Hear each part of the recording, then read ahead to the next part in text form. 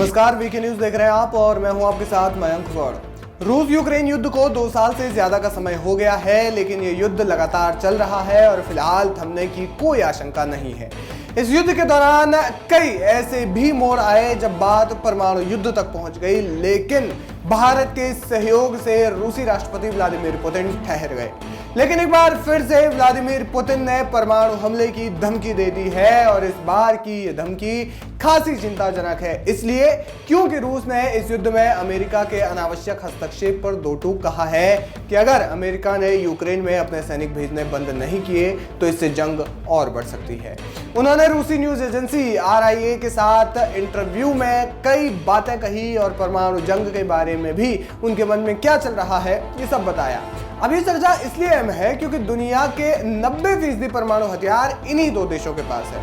Vladimir Putin ने साफ शब्दों में कहा, हम फिलहाल परमाणु युद्ध की तरफ नहीं बढ़ रहे हैं, हमें अब तक इसकी जरूरत नहीं महसूस हुई है, लेकिन अगर मिलिट्री या तकनीकी के आधार पर कहा जाए तो हम इसके लिए तैयार हैं। अमेरिका इस बात को समझता है कि उसने अगर रूस या फिर यूक्रेन में अमेरिकी सैनिकों को भेजा तो रूस इस कदम को हस्तक्षेप के रूप में लेगा। पुतिन ने कहा कि हमारे पास बेशुमार परमाणु हथियार हैं और वो इस्तेमाल करने के लिए ही बने हैं। हालांकि रूस ने कहा कि इनके इस्तेमाल करने को लेकर हमारे अपने सिद्धांत हैं। अगर रूस पर परमाणु या फिर दूसरे ऐसे हथियारों से हमला किया गया जिससे तबाही मच सकती है तो रूस परमाणु हथियार का इस्तेमाल कर सकता है।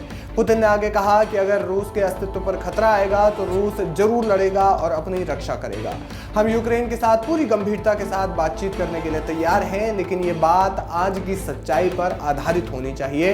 इसके अलावा रूस ने अमेरिका से परमाणु प्रतिद्वंदिता पर कहा कि अगर अमेरिका परमाणु परीक्षण करेगा तो मुमकिन है कि हम भी ऐसा ही करें। हालांकि अमेरिका में रूसी अमेरिकी संबंधों को लेकर रणनीतिक संयम के क्षेत्र में कई विशेषज्ञ हैं, इसलिए मुझे नहीं लगता कि बात परमाणु युद्ध तक पहुंचेगी।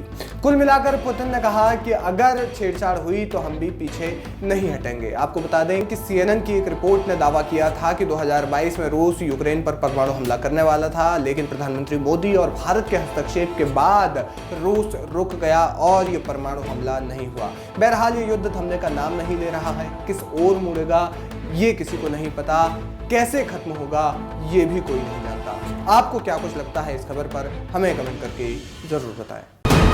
वीके न्यूज, राष्ट्र के नाम।